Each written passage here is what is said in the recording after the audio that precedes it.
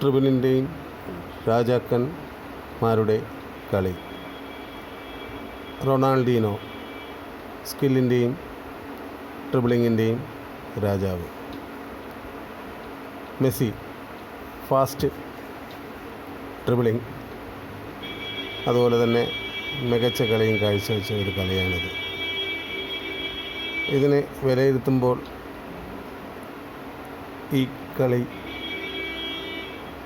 എന്നും നമ്മുടെ